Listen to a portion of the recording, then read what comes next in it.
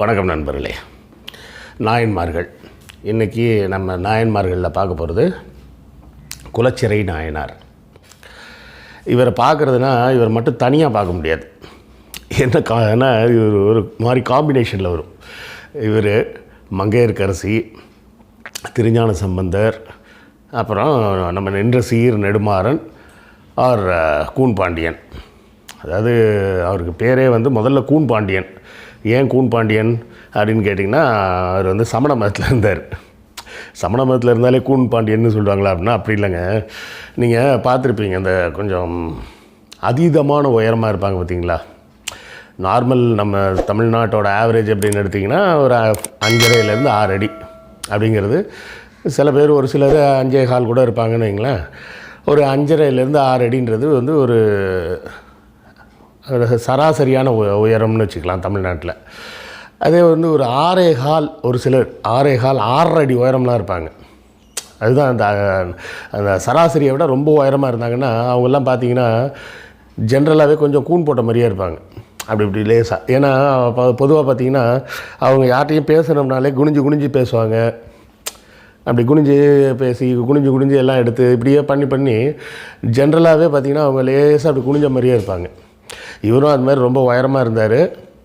அதனால் அவர் சமண மதத்தில் இருந்தப்போ அவருக்கு பேர் கூன் பாண்டியன்னு வச்சுட்டாங்க. அதிலேருந்து சைவ மதத்துக்கு மாறினோடனே கூன் போயிடுச்சு போல இருக்குது. அதுக்கப்புறம் அவரோட பேரை நின்ற சீர் நெடுமாறன் அப்படின்னு மாற்றிட்டாங்க. சரி, அது இருக்கட்டும். குலச்சிறை நாயனார் நம்ம எல்லாத்தையும் ஒரு கான்சென்ட்ரேட் பண்ணி பார்த்தோம்னா தான் என்னன்னு தெரியும். பொதுவாக பார்த்தோம்னா ஒன்றும் புரியாதுன்னு வச்சிங்களேன். அவர் மணர்குடின்னு சொல்லிட்டு ஒரு ஊரில் பிறந்தார் அப்படின்னு சொல்லுவாங்க. இவர் பார்த்திங்கன்னா கிட்டத்தட்ட என்ன சொல்கிறது, பெண் வீட்டு சீதனம் மாதிரி வந்தவர். அதாவது மங்கையர்க்கரசியை இவருக்கு திருமணம் பண்ணி வைக்கிறாங்க. யாருக்கு? பாண்டிய மன்னருக்கு. அப்படி திருமணம் பண்ணி வைக்கும்போது அவங்க கூட சேர்ந்து இவரும் உள்ளே வந்துடுறார். கூடவே வந்துடுறார். யார் கூட? சீர்வரிசை மாதிரி மங்கையர்க்கரசி கூடவே அமுச்சு வைக்கிறாங்க. இங்கே மன்னருக்கு மந்திரி ஆகிடுறார். இதில் ஆக்சுவலாக பார்த்தோம்னா இந்த கூன் பாண்டியனை தான் நம்ம பாராட்டணும். ஏன் பாராட்டணும் அப்படின்னு பார்த்திங்கன்னா, அவர் சமண மதத்தை சேர்ந்தவர். திருமணம் செஞ்சுட்டு வந்த மங்கையர்க்கரசி இருக்காங்களே, அவங்க சைவ மதத்துக்கு மாறிட்டாங்க அப்போவே. ஆனாலும் இவர் எந்த தடையும் சொல்லலை. மன்னராக இருந்துக்கிட்டு நான் சமண மதத்தில் இருக்கேன், அதனால் நீ சமண மதத்துக்கு தான் மாறணும் அப்படின்னு மனைவியை கட்டாயப்படுத்தாத ஒரு நல்ல மனிதர். கதைப்படி தான் நான் சொல்கிறேன். இதெல்லாம் உண்மையாக இருந்தார் ஒருத்தர். கூன் பாண்டியன் ஒருத்தர் இருந்தது உண்மை. அவர் திருப்பி சமண மதத்துலேருந்து சைவ மதத்துக்கு மாறினது உண்மை. பட் அதுக்கு சுற்றி சொல்லப்பட்ட கதைகள்லாம் உண்மையானு நம்ம சொல்ல முடியாது. சரிங்களா? அதை அப்படி புரிஞ்சுக்கிங்க. அப்போ மங்கையர்க்கரசியை சமண மதத்திலே தொடர்ந்து இருக்கலாம் அப்படின்றது ஒத்துக்கிட்டது மட்டும் இல்லாமல் அவங்க கூடவே சீதனமாக வந்த குலச்சிறை நாயனாரையும் சைவ மதத்திலே இருந்தார். அவரையும் ஒன்றும் சொல்லலை. சைவ மதத்திலே இருந்தாலும் தன்னுடைய மந்திரியாக வச்சுக்கிட்டார். இதுக்கு தான் பேர் மத சகிப்புத்தன்மை அப்படிங்கிறது. புரியுதுங்களா? ஜெய் ஸ்ரீராம் சொல்லு அப்படின்லாம் சொல்லாமல் இவர் ஏற்று வச்சுக்கிட்டார். இப்படியே இவங்க எல்லோரும் வாழ்ந்துக்கிட்டு இருக்கிறாங்க. இந்த வாழ்ந்துக்கிட்டு இருக்கிறதுல இவர் எப்படி நாயன்மார் லிஸ்ட்டுக்கு போனார் அப்படின்றத யோசிப்போம். ஏன்னா ஒரு நாள் திருஞான சம்பந்தர் மதுரைக்கு வர்றதுக்காக வரார். ஆனால் மன்னர் என்ன சொல்லிடுறாரு, இங்கே மதம் பரப்புகிற வேலையெல்லாம் பண்ணக்கூடாது அப்படின்னு சொல்லிட்டார். அது அப்படி மதம் பரப்புகிற வேலையாக இருந்தாங்கன்னா உள்ளே வரக்கூடாது அப்படின்ட்டார். பார்க்குறதுக்கு ஏதோ கூன் பாண்டியன் வரலாறு மாதிரியே இருக்குன்றீங்களா? அது அப்படி தான் இருக்கும். வேறு என்ன? ஏன்னா அவர் தானே ராஜா, அதனால் அந்த ஆங்கிள்லேயே தான் போகும். இப்படி இருந்த கட்டத்தில் வேறு உள்ளே வரக்கூடாதுன்றாரு அப்படின்னு சொல்லிட்டு வெளியவே ஊருக்கு வெளியவே அவர் ஒரு குடிசையெல்லாம் போட்டுக்கிட்டு இதுதான் என்னோடய மடம் அப்படின்னு சொல்லிட்டு அங்கேயே உட்காந்துக்கிறார். அப்படி உட்காந்து இருக்கிற காலகட்டத்தில் இவங்க 2 பேரும் சைவத்தை சேர்ந்தவங்களில் மங்கையர்க்கரசி அண்ட் குலச்சிறை நாயனார்.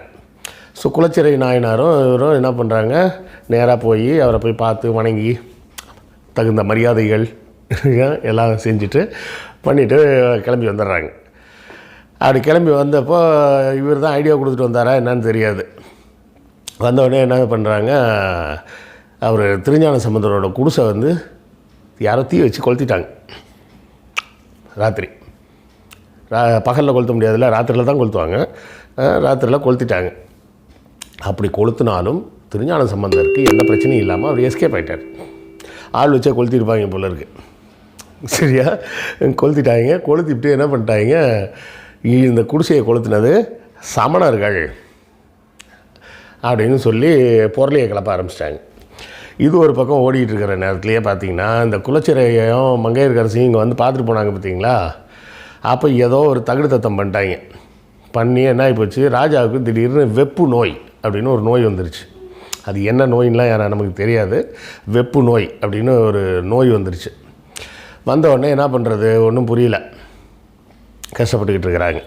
அப்போது சமணர்கள் வந்து வைத்தியர்கள்லாம் இருப்பாங்கள்ல, அந்த வைத்தியர்கள்லாம் வந்து எதெல்லாமோ மருந்து கொடுத்து பார்க்குறாங்க. எது கொடுத்தாலும் அந்த நோய் தீரலை. அப்போ என்ன பண்ணுறது, குலச்சிறை நாயனாரும் மங்கையர்கரசியும் ராஜாவுக்கு ப்ரெஷர் கொடுக்குறாங்க. என்னென்ன, நீங்கள் இப்படியே இருக்காதீங்க, இப்படியே இருந்தீங்கன்னா அந்த நோய் தீராது, நீங்கள் ஞானசம்பந்தரை வர சொன்னோம்னா அவர் வந்து தீர்த்து வைப்பார். இவர் கேட்குறாரு, அவர் என்ன பெரிய வைத்தியரா அப்படின்னு. அவர் வைத்தியர்லாம் இல்லைங்க, அவர் கடவுளின் அருள் பெற்றவர், அதனால் கடவுள் அருளால் தீர்த்து வச்சுருவார். நான் இப்போவும் சொல்கிறது அதுதான். நீங்கள்லாம் மதம்னு எல்லோரும் தலையில் தூக்கி வச்சு ஆடுறீங்களே, எல்லோரும் என்ன பண்ணுங்கள், டாக்டர்கிட்ட போகாதீங்க, மருந்து கடைக்கு போகாதீங்க, குரோசின்லாம் வாங்காதீங்க, நேராக பக்கத்தில் இருக்க கோயிலுக்கு போங்க, இல்லைன்னா சர்ச்சுக்கு போங்க, இல்லை மசூதிக்கு போங்க. எங்கேயாவது போயிட்டு எதையாவது மந்திரிச்சு கொரோனாலேருந்து எந்த வியாதியாக இருந்தாலும் குணப்படுத்திக்கிங்க. நவீன மருத்துவர்கிட்ட எங்களை மாதிரி நாத்திகர்கள் மட்டும் போய்க்கிறோம், வேறு யாரும் போகாதீங்க. நாங்கள்லாம் சயின்ஸை நம்புகிறவங்க. இவங்களுக்கு நாத்திகம்னா என்னென்னே புரிய மாட்டேங்குதுங்க. நாத்திகம்னோடனே இவங்க கடவுள் இல்லைன்னு சொல்கிறாங்க. நாங்கள் கடவுளை நம்பலைங்க, நாங்கள் சயின்ஸை நம்புகிறோம். சயின்ஸு தான் உண்மை அப்படின்றதுனால அதை நம்புகிறோம். உண்மையை நம்புகிறவங்க தான் நாத்திகர்கள், பொய்யை நம்புபவர்கள் தான் பக்திமான்கள்.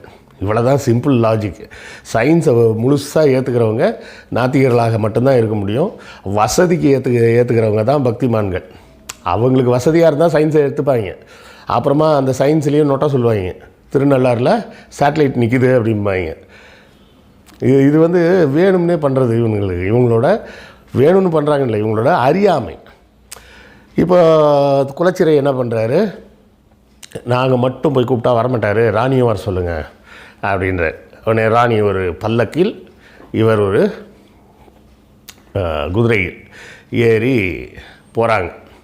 போய் திருஞான சம்பந்தரை, ஐயா ப்ளீஸ் வாங்க, வந்து எதாவது பண்ணுங்க அப்படின்றாங்க.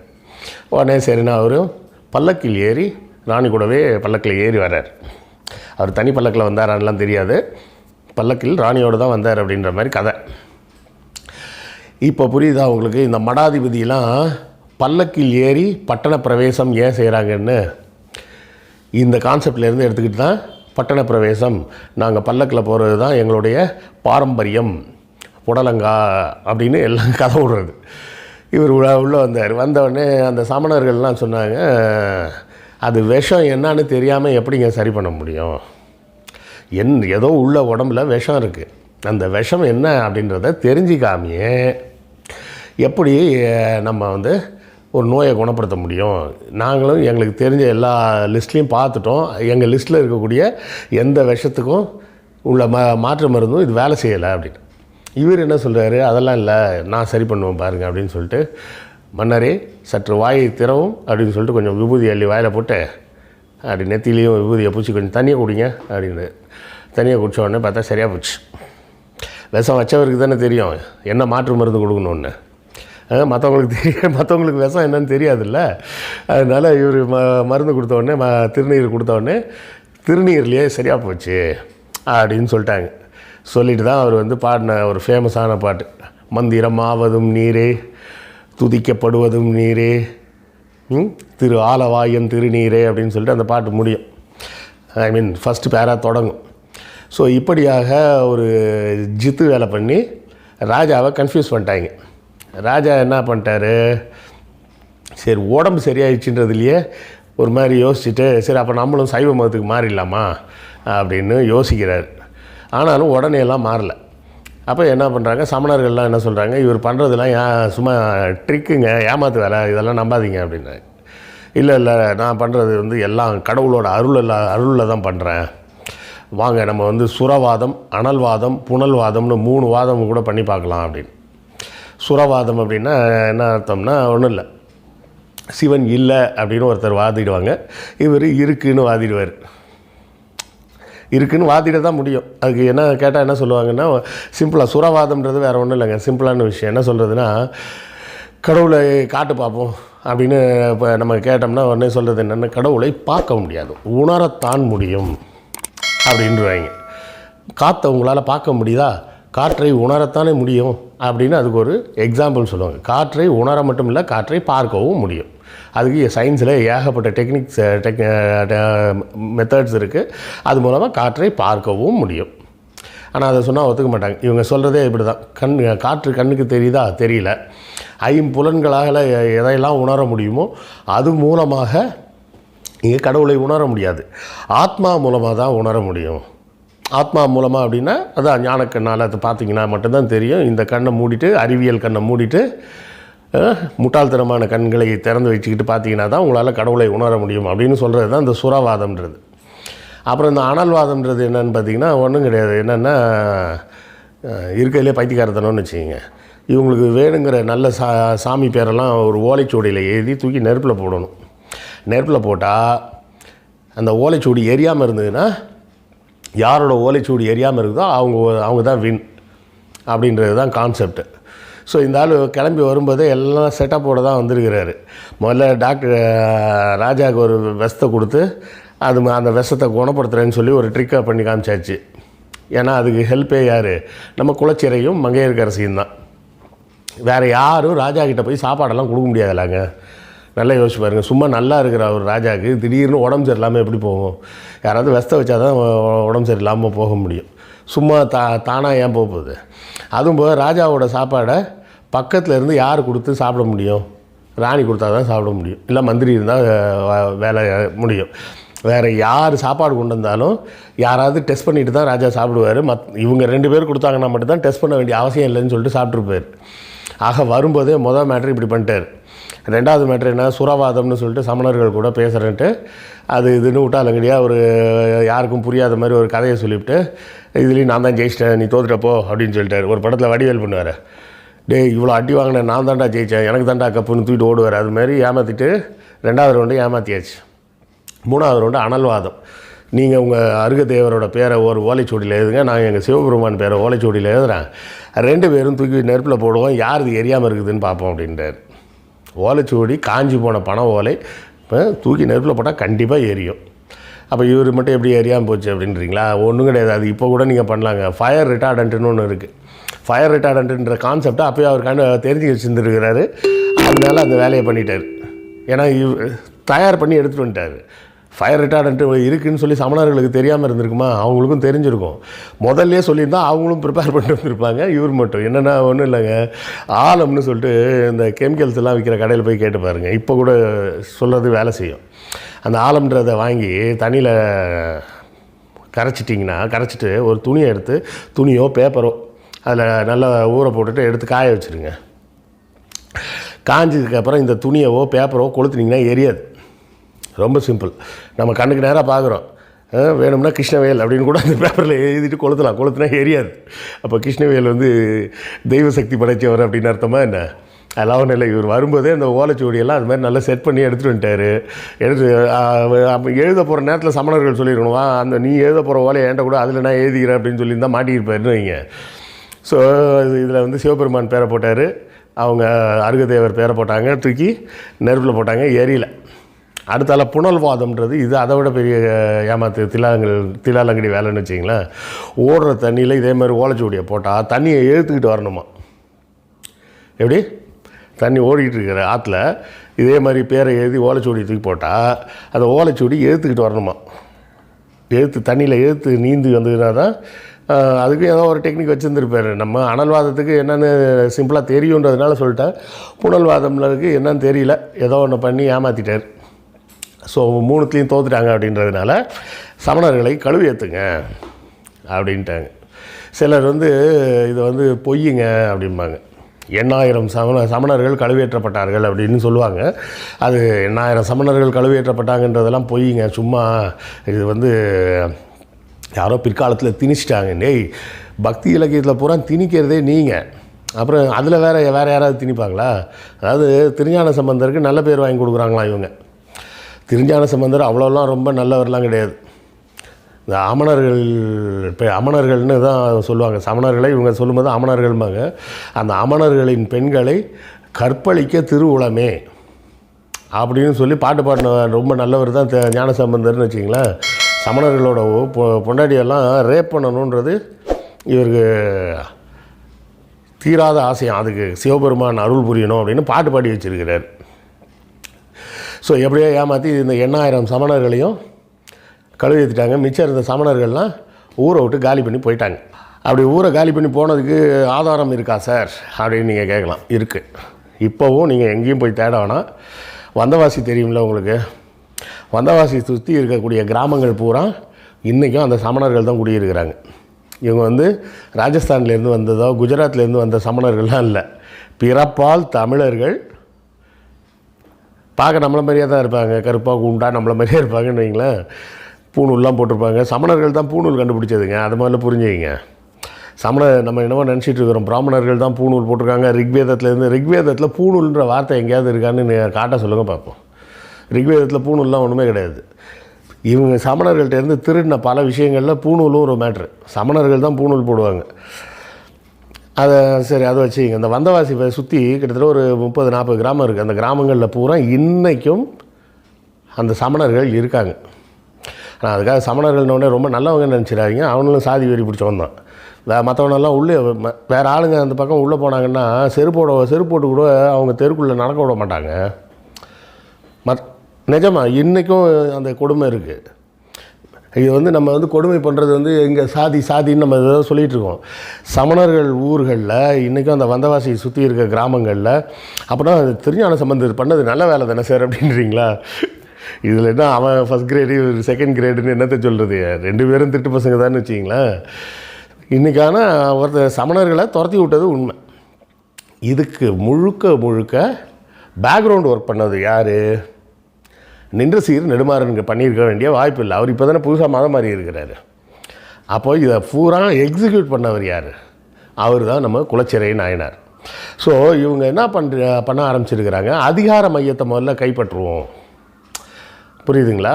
திருஞான சம்பந்தரோட வேலை என்னென்னா அதிகார மையத்தையும் கைப்பற்றிட்டோம்னா நேரடியாக மொத்த ஊரையும் கன்வெர்ட் பண்ணிவிட்டு நாங்கள் தான் வசதி அப்படின்னு சொல்லிடலாம். இந்த நாங்கள் தான் வசதின்னு சொல்கிற கான்செப்டே இவங்க பூணூலை போட்டுக்கிட்டு ஏன்னா சமணர்கள் பூணூல் போட்டிருந்தாங்க. பூணூல் போட்டிருக்கவங்கலாம் இப்போ நல்லா படித்தவங்க அறிவாளி அப்படின்ற மாதிரி அப்போ நல்ல பேர் வாங்கி வச்சுருந்துருக்காங்க. அதனால தான் பார்த்திங்கன்னா இதுலேயும் வருங்க. நம்ம சிலப்பதிகாரம் பார்த்திங்கன்னா அந்தனர், அறவோர், முதியோர், பெண்டீர், பசு, குழந்தை இதெல்லாம் தாண்டி மற்ற எல்லோரையும் எரிச்சிட்டுன்னு வரும். மற்றவங்களாம் யார்? நம்மளை மாதிரி சாதாரண சூத்திரர்கள். நம்மளை தான் எல்லாத்தையும் எரிக்க சொல்லிச்சு கண்ணகி அப்படின்றது தான் கதைன்னு வைங்க. இந்த அப்போ வர்ற அந்தனர்ன்றது வேறு யாரும் கிடையாது. அந்தனர் வேறு பார்ப்பனர் வேறு அப்படின்னு சொல்லுவாங்கள்ல, அது உண்மை தான். அந்தனர் வேறு பார்ப்பனர் வேறு. அந்தனர்னால் யாருன்னா அவர் சமணர். அவரும் பூணூல் போட்டிருப்பார். அவரை பார்த்து பூணூல் போட்டுக்கிட்டவர் தான் இவர் பார்ப்பனர் பின்னாடி போட்டுக்கிட்டது. இந்த சமணர்களை பூரா ஒழிச்சு கட்டுறதுக்கு ஹெல்ப் பண்ணவர் நம்மளுடைய the great mister Kulachirai Nayanar. எனக்கு ஒரு சின்ன டவுட் உண்டு. ஒரு வேளை குலச்சிறை நாயனாருக்கும் மங்கையர்க்கரசிக்கும் வேறு ஏதாவது வகையில் நட்புகள் உண்டா அப்படின்னு கூட எனக்கு ஒரு சந்தேகம் உண்டு. ஏன்னா இவங்க 2 பேரும் தான் எப்போவுமே ஒன்றா சுற்றுறது. இந்த கதையில் பூரா, இந்த கதைகளில் வர்றது பூரா ராஜா கூட இந்த அம்மா வெளில போச்சு அப்படின்னே வராது. எப்போ பார்த்தாலும் மந்திரி கூட தான் வெளில போகும். மேபி ராஜா கோயிலுக்கு வரமாட்டாருன்றதுனால இருக்கலாம். ஓகே. ஸோ இப்படி ஒரு 3 கூட்டணி அமைச்சு மங்கையர்க்கரசி, குலச்சிறை நாயனார், நம்ம திருஞான சம்பந்தரோட பேக்ரவுண்ட் ஒர்க்கில் உட்காந்து மொத்த ஊரையும் சைவ மதத்துக்கு மாற்றிட்டாங்க. இதுதான் குலச்சிறை நாயனாரோட கதை. இது மூலமாக நம்ம நல்லா புரிஞ்சிக்க வேண்டியது, இன்றைக்கும் அவங்க பண்ணக்கூடிய அதே வேலையை தான் அன்றைக்கும் பண்ணியிருக்கிறாங்க. அதிகார மையங்களை கைப்பற்றுதல். அதிகார மையங்களை கைப்பற்றுதல்னால் அதிகார மையத்தில் போய் உட்கார்றது கிடையாது. அதிகார மையத்தில் உட்காரணுன்னு அவசியமே கிடையாது. அதிகார மையத்தில் யார் இருக்கிறானோ அவனை தன்னோட கண்ட்ரோலில் வச்சுக்கணும். நம்ம சூப்பர் ஸ்டார் கூட சொன்னார் பார்த்தீங்களா, நான் சிஎம்லாம் ஆக மாட்டேன்.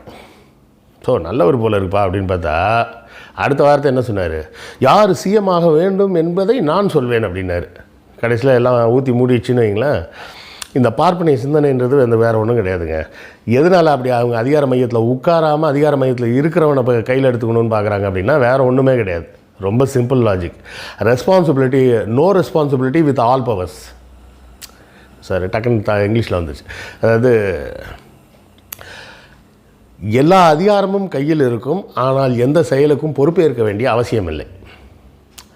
இப்போது நான் வந்து ஒரு கம்பெனியோட எம்டியாக இருக்கிறேன் அப்படின்னு வச்சுக்கோங்க. நான் ஒரு வேலை செய்கிறேன், செஞ்சு நஷ்டமாகுது. அந்த செஞ்ச வேலையால் கம்பெனிக்கு ஒரு பெரிய நஷ்டமாயிடுச்சு அப்படின்னா யார் பொறுப்பு? நான் தான் பொறுப்பு.